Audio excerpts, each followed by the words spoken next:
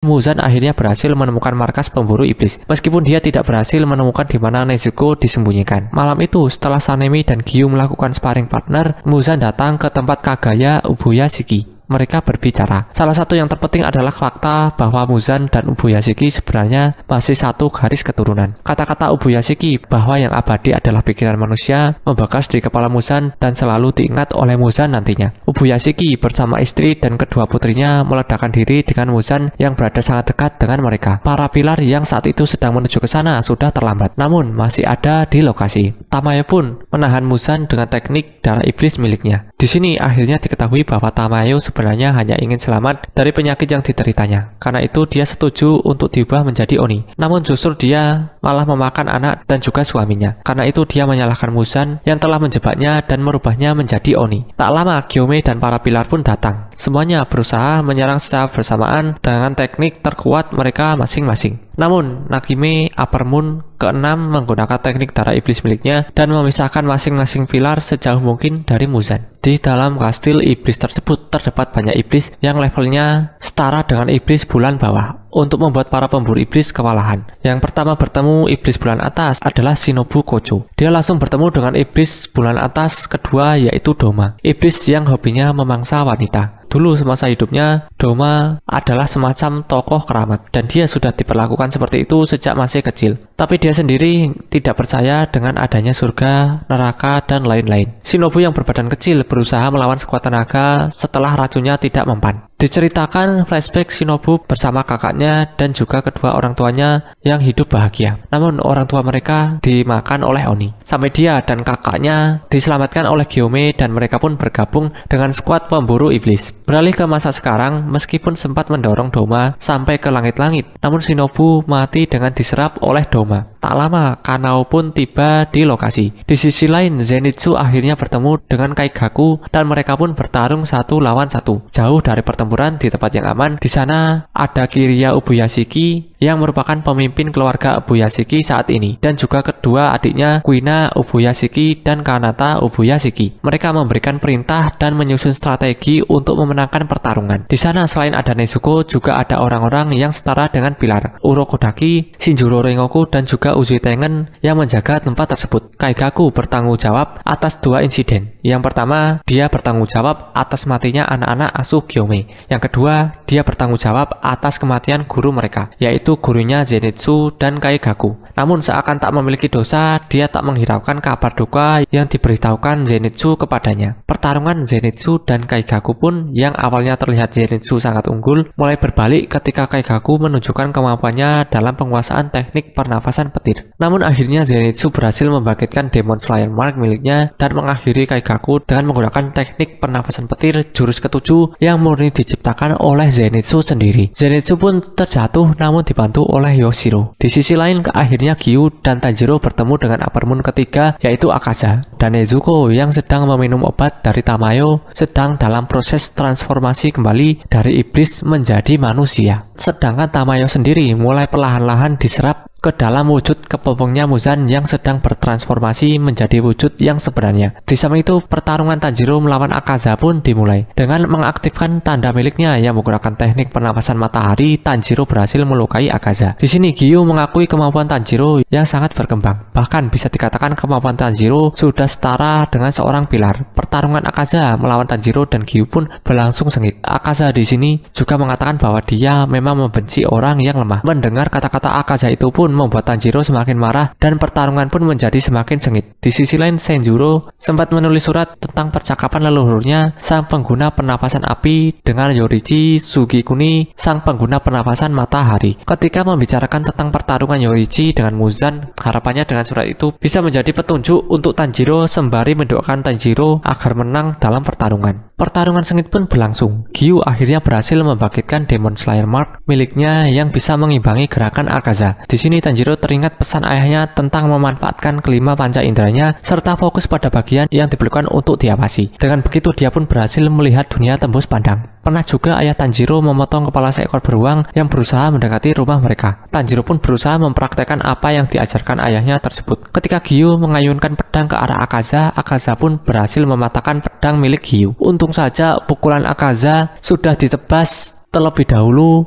oleh Tanjiro. Di sini Demon Slayer Mark milik Tanjiro terlihat bertambah lebar. Rambutnya pun berubah berwarna kemerah-merahan. Akhirnya Tanjiro berhasil memasuki dunia tembus pandang, bahkan menghilangkan hawa keberadaannya dan berhasil memotong kepala Akaza. Namun Akaza belum merasa kalah. Dia berusaha melawan balik meskipun kepalanya sudah tidak ada. Di sini diceritakan tentang flashback masa lalu Akaza. Akaza bernama Hakuji ketika dia masih menjadi manusia. Dia biasanya mencuri untuk memberikan obat kepada sang ayah yang sakit. Suatu hari sang ayah mengakhiri hidupnya karena tidak ingin membebani hidup anaknya dan tidak ingin anaknya mencuri lebih banyak lagi. Hakuji pun mengamuk dan menyalahkan orang-orang dewasa, bahkan dia bisa mengajar 7 orang dewasa sekaligus. Hingga satu orang datang, yaitu Keizo. Dia merupakan ahli bela diri tangan kosong. Dia mengajar Hakuji lalu mengangkatnya sebagai murid, serta memintanya membantu merawat putrinya yaitu Koyuki. Hakuji pun hidup normal dan akan dinikahkan dengan Koyuki. Namun orang-orang di sekitar itu kurang suka dan ingin mengambil tanah milik Keizo. Karena itu suatu saat seorang meracuni sumur yang mana Keizo dan Koyuki meninggal karena meminum air dari sumur tersebut. Hakuji yang marah karena selalu tidak bisa menyelamatkan orang-orang saat membutuhkannya, menghabisi anggota dojo yang lain. Hingga malamnya dia bertemu dengan Muzan. Muzan pun tertarik dengan Hakuji dan merubahnya menjadi Oni. Beralih ke masa sekarang, Akaza pun mulai bergerak lagi karena terburu-buru menyerang. Pedangnya Tanjiro pun lepas, akhirnya malah baku hantam dengan tangan kosong. Hantaman Tanjiro itu pun mengingatkan Akaza akan sosok gurunya dan juga pesan terakhir dari ayahnya. Dia pun akhirnya pasrah dan meledakkan diri. Akaza pun mengaku dia sudah kalah saat kepalanya pertama kali terpotong oleh Tanjiro. Di saat-saat terakhir, Akaza dihadapkan oleh dua pilihan, mati atau tetap hidup. Sel-sel Muzan pun berusaha mempengaruhi Akaza untuk ingat akan ambisi menjadi lebih kuat. Namun Koyuki menghentikan ambisi Akaza tersebut dan akhirnya Akaza pun mati. Tanjiro dan Gyu pun pingsan. Pertarungan berganti ke Kanao melawan Doma. Setelah mengatakan sesuatu yang menyakitkan, pertarungan Kanao versus Doma pun dimulai. Tapi pertarungan terasa berat sebelah. Bahkan pedang Kanao bisa direbut dengan mudah. Hingga Inosuke datang. Inosuke marah karena Shinobu dibunuh oleh Doma. Inosuke pun bergerak dengan sangat cepat dan berhasil merebut pedang Kanao kembali. Di sini bahkan Inosuke menunjukkan teknik terbarunya, yaitu pernafasan binatang taring ke-9. Doma pun merasa pernah bertemu Inosuke. Ternyata Inosuke adalah anak dari salah satu pelayannya, yaitu Kotoha. Kotoha selalu disiksa oleh mertua maupun suaminya, hingga dia kabur dan diterima oleh Doma. Awalnya wajahnya sangat mengerikan karena bekas penganiayaan, hingga dia disembuhkan oleh Doma dan ternyata wajahnya sangat cantik.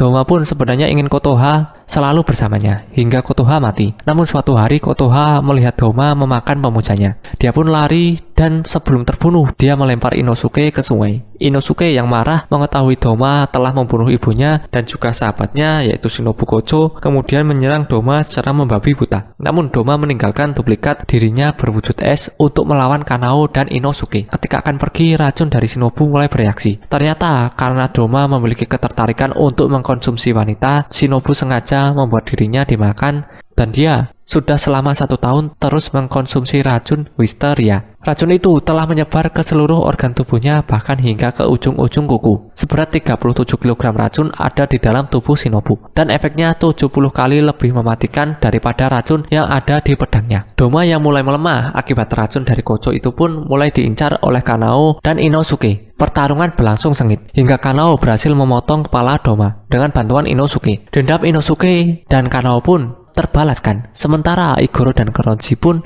bertarung melawan Upper Moon keempat. Tokito terpisah dari Gyomei dan bertemu dengan Kokushibo, sang iblis bulan atas pertama. Tokito merasa tekanan dan ketakutan ketika bertemu dengan Kokushibo, sesuatu yang belum pernah dia rasakan sebelumnya. Setelah menyebutkan namanya, Kokushibo pun menceritakan bahwa Tokito merupakan keturunan dari anaknya. Tokito sempat terkejut, namun seketika dia pun akhirnya bisa tenang dengan mudah. Dengan mudah, Kokushibo bisa menghindari serangan dari Tokito. Bahkan setelah mengaktifkan Demon Slayer Mark, Tokito masih belum bisa menyentuh Kokushibo. Tangan Tokito pun langsung terpotong dengan sekali serang, menggunakan pernafasan bulan miliknya. Tokito pun mengakui bahwa Kokushibo berbeda dengan iblis-iblis yang pernah dia kalahkan sebelumnya. Dia terasa berbeda dengan iblis bulan atas lainnya. Dia terlihat bermartabat dan agung. Selain itu, dia juga merupakan salah satu pengguna pernafasan pertama, menggunakan pedang Nichirin pembunuh iblis, pernafasan bulan, serta membangkitkan Demon Slayer Mark. Meskipun Tokito menggunakan teknik terkuatnya, dia masih belum bisa menyentuh Kokushibo, hingga berakhir dengan ditancapkan di dinding. Genya yang ingin menolong Tokito malah tercincang.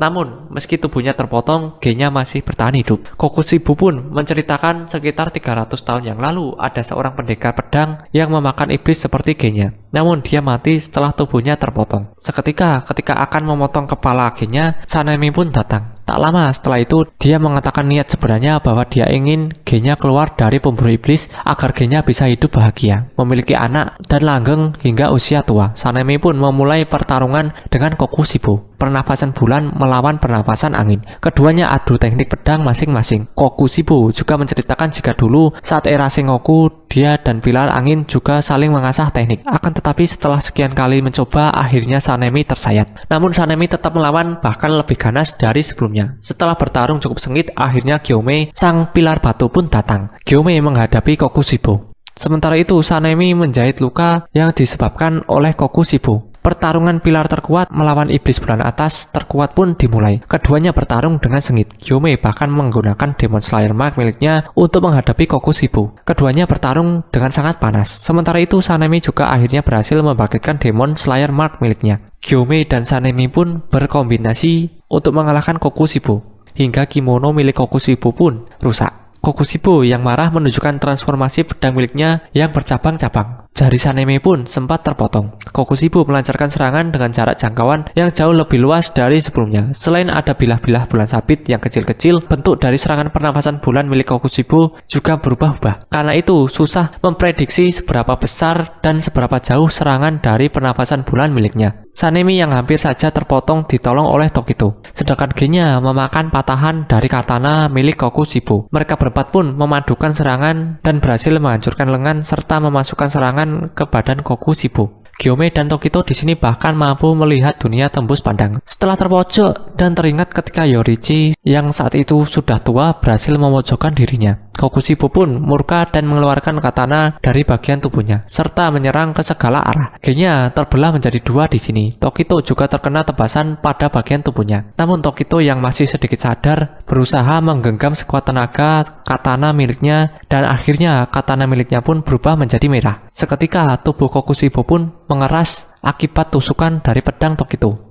Gyome dan Sanemi pun mengkombinasikan serangan mereka dan akhirnya berhasil memotong kepala Kokushibo. Kokushibo yang masih berusaha melawan berubah menjadi sosok makhluk yang mengerikan, namun tubuhnya mulai hancur karena pedang milik Tokito dan juga serangan dari Gyome serta Sanemi. Kokushibo pun mati. Sanemi yang sudah tidak sadarkan diri bahkan masih ingin bertarung dihentikan oleh Gyome. Gennya yang terbelah menjadi dua kehilangan banyak darah dan akan segera mati. Sedangkan Tokito sudah meninggal. Tak lama Sanemi pun sadar, namun gennya sudah mulai menghilang. Untunglah gennya akhirnya sempat menyampaikan permintaan maafnya yang selama ini terurungkan karena tidak sempat bicara dengan Sanemi. Muzan pun akhirnya bangkit menggunakan final form miliknya. Namun di sini rambutnya berubah menjadi putih. Dia langsung membantai pasukan pembunuh iblis yang pertama kali datang. Tak lama Tamayo pun dihabisi oleh Muzan. Tanjiro dan Giyu juga akhirnya berhadapan secara langsung dengan Muzan. Tanjiro dan Giyu yang bekerja sama tidak bisa mendekati Muzan, bahkan mata kanan Tanjiro sempat terkena serangan. Muzan juga telah yakin bahwa anak buahnya telah berhasil membunuh dua pilar. Meskipun itu adalah tipuan dari Yushiro. Jadi Yushiro bekerja sama dengan Kanroji dan berhasil mengendalikan penglihatan Nagimi. Kini Iguro dan Kanroji pun bertarung bersama Giyu serta Tanjiro. Sedangkan Yushiro yang termakan amarah berusaha untuk menyeret Muzan pada matahari. Namun Muzan menghabisi Nagimi dan kastilnya pun runtuh. Masih ada 1,5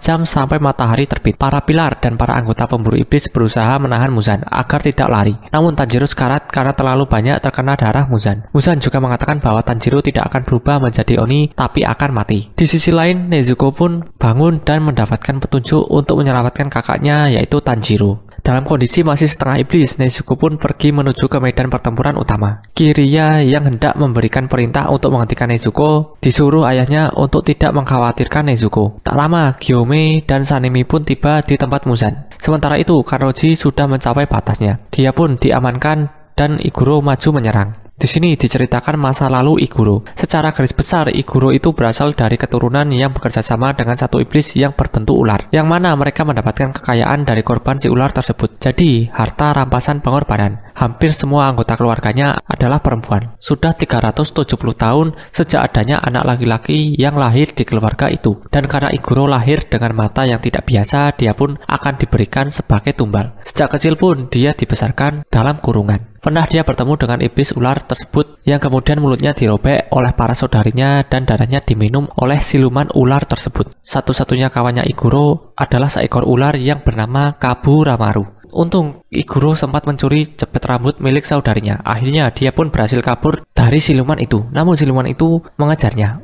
Untung dia ditolong oleh pilar api saat itu, yang merupakan ayah dari Kyojuro, yaitu Shinjuro. Justru saudarinya itu menyalahkan Iguro karena kabur. Karena Iguro itu kabur, jadi saudarinya yang lain itu dihabisi. Padahal seharusnya yang jadi pengorbanan itu Iguro. Kembali ke masa sekarang, pertarungan berlangsung sengit. Racun mulai menyebar ke tangan para pemburu iblis. Mereka pun mulai kesulitan menggenggam pedang. Untung ada kucing Tamayo yang datang dan menyuntikkan obat. Untuk sementara, obat itu bisa menetralisir racun. Dengan begitu mereka bisa bertarung lebih lama. Iguro yang berhasil membangkitkan Demon Slayer Mark di badannya menggenggam katananya erat-erat seperti Tokito, hingga katananya pun bisa berubah menjadi merah. Namun Iguro hampir saja pingsan karena terlalu fokus untuk mengubah katananya menjadi merah. Untunglah bala bantuan datang. Inosuke, Kanao, dan Zenitsu pun bergabung di pertempuran. Dengan datangnya mereka, Gyome memiliki waktu sepersekian detik untuk membenturkan kedua senjatanya dan warnanya pun berubah menjadi merah. Selain itu, Inosuke juga membawa banyak kertas mantra. Dengan begitu mereka bisa berbagi penglihatan. Tak hanya itu, Tomioka serta Sanemi juga membenturkan kedua pedang mereka, dan pedang mereka berdua berubah menjadi merah. Sekilas para pemburu iblis terlihat lebih unggul, namun beberapa saat kemudian mereka langsung dikalahkan semua. Yang tersisa hanya Kanao. Seketika itu Tanjiro pun bangkit dan menolong Kanao.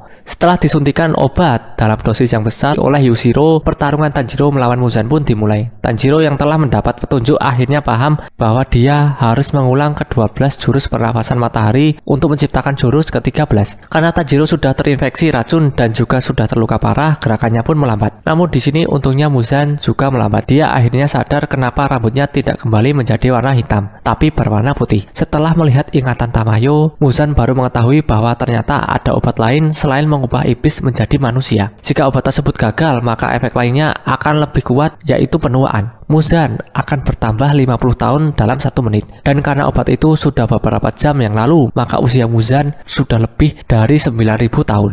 Iguro yang sudah siuman datang dan membantu Tanjiro. Keduanya berkombinasi untuk menyerang Muzan. Bekas luka yang disebabkan oleh Yorichi pun mulai terlihat di tubuhnya Muzan. Tanjiro terus mengulangi jurus pernafasan matahari dan ternyata jurus itu semuanya terhubung jika diulangi dari 1 ke 12 lalu diulangi lagi. Seakan-akan jurus itu memang disiapkan oleh Yorichi khusus untuk membunuh Muzan. Muzan yang terpojok berusaha kabur namun berhasil dihentikan oleh Tanjiro dan Iguro. Muzan pun terus terpojok. Sementara itu, Nezuko sudah cukup dekat dengan medan pertempuran utama dan ingatannya pun akhirnya pulih. Di sisi lain, Muzan ingin meledakkan diri, namun ternyata dia tidak bisa, karena racunnya ternyata campuran dari 4 obat. Selain obat pengubah iblis menjadi manusia, ada obat penuaan, melemahkan tubuh, serta penghancur sel. Muzan yang marah, mengamuk, dan melancarkan serangan semacam petir, bahkan efeknya sampai ke tempat Ubuyashiki Kiriya. Di sisi lain, para pemburu iblis yang tadinya pingsan mulai berangsur-angsur kembali bangkit. Untuk menetralisir racun yang ada di tubuh Tanjiro, Tanjiro pun menusuknya dengan katana merah miliknya untuk menetralisir racunnya Muzan. Semua mengkombinasikan serangan mereka masing-masing hingga Muzan pun terpojok. Matahari pun segera terbit. Muzan berusaha membalut dirinya dalam bentuk bayi raksasa. Di sini, semuanya berusaha menghentikan Muzan yang akan kabur. Akhirnya setelah tertebas berulang kali, tubuh Muzan pun terbakar cahaya matahari dan lenyap. Namun di sini banyak yang gugur, mulai dari Gyome, Kanroji, Iguro, dan lainnya. Kali ini Gyome dijemput oleh anak-anak kecil yang dia jaga semasa hidupnya. Ada juga Sanemi yang pas pingsan ketemu ibunya, tapi malah diusir oleh ayahnya. Ketika pertarungan disangka telah berakhir, Tanjiro dikira telah mati karena dia tidak bernafas sama sekali dan juga nadinya tidak berdetak. Tapi ternyata Muzan mengubah Tanjiro menjadi iblis ketika berada di dekatnya. Tanjiro pun mengamuk dan berusaha menyerang siapapun yang ada di sekitarnya. Bahkan dia mengeluarkan ekor. Di sini Nezuko yang sudah kembali menjadi manusia berusaha menahan kakaknya. Meskipun Nezuko ada di depan Tanjiro, anehnya Tanjiro tidak memangsanya. Gyu berusaha menahan agar Tanjiro tidak mengamuk. Inosuke juga tidak tega untuk melepas Tanjiro. Untunglah Kanao masih memiliki 1 serum yang bisa mengubah iblis menjadi manusia. Kanao pun mengorbankan 1 matanya yang tersisa dan menyuntikkan serum tersebut kepada Tanjiro. Tanjiro pun akhirnya berhasil lepas dari kendali Muzan dan sadar kembali sebagai manusia. Pertarungan ribuan tahun pun usai. 3 bulan berlalu setelah pertarungan puncak. Tanjiro pun menjalani pemulihan. namun mata kanannya telah buta dan tangan kirinya tidak bisa digunakan. Setelah menyampaikan salam perpisahan, Yoshiro pun pergi. Hari itu juga pasukan pemburu iblis resmi dibubarkan. Dari semua pilar, hanya pilar air, yaitu Giyu, dan pilar angin, yaitu Sanemi yang tersisa. Keluarga Ubuyashiki juga sangat berterima kasih atas kontribusi serta dedikasi mereka. Kawan-kawan Tanjiro pun berangsur-angsur datang untuk mengunjungi Tanjiro. Inosuke juga mulai dekat dengan Aoi. Tanjiro sendiri mulai dekat dengan Kanao. Kanao di sini dititipkan seekor ular milik Iguro oleh Sanemi. Mereka pun pergi dan membeli bunga untuk semua yang gugur di pertempuran akhir. Lalu mereka pun kembali ke rumah Tanjiro. Di perjalanan mereka bertemu dengan kakek Saburo. Kemudian memulai hidup mereka yang baru di kediaman Tanjiro. Sayangnya tidak dilihatkan momen saat Tanjiro menikah dengan Kanao, Zenitsu dengan Nezuko, lalu Inosuke dengan Aoi. Time skip pun terjadi. Terlihat Tokyo sudah modern dan keturunan mereka pun masih hidup. Misal keturunan Tanjiro dan Kanao yaitu Kamado Sumiko dan Kamado Kanata. Sedangkan keturunan Zenitsu dan Nezuko yaitu Agatsuma Yoshiteru dan Agatsuma Touko. Ternyata sejarah pertarungan melawan Muzan juga ditulis di sini. Terlihat juga Yoshiteru sedang membaca sejarah tentang kakek buyutnya. Mereka juga masih anak-anak sekolah. Di sini juga ada keturunan Aoi dan Inosuke yaitu Hashibara Aoba. Di sini diceritakan bahwa dia menemukan bunga lili laba-laba biru yang selama ini dicari oleh Muzan. Ternyata bunga itu hanya muncul 2-3 hari setiap tahun dan hanya mekar selama hari-hari itu. Setelah time skip ini, banyak yang mirip dengan karakter-karakter yang sebelumnya, seperti Shinobu, Kanae, Tengen, Giyu, dan lain-lain. Yang menarik, Yoshiro ternyata masih hidup bersama kucingnya, dan dia menghabiskan semasa hidupnya itu untuk melukis Tamayo. Lukisannya pun juga sangat terkenal. Dan di sisi lain, keluarga Ubuyashiki yang sebelumnya itu selalu berumur pendek, kini malah menjadi orang yang berumur tertua di Jepang. Untungnya duo Shinazugawa terlihat sangat akur dan keduanya jadi polisi. Di masa ini, kawan akrabnya si Sumihiko adalah Toujuro Rengoku. Lalu ditutup dengan diperlihatkan anting Hanafuda warisan Yorichi, katana Tanjiro, serta foto yang memperlihatkan para anggota pemburu iblis yang masih hidup. Kimetsu no Yaiba pun tamat.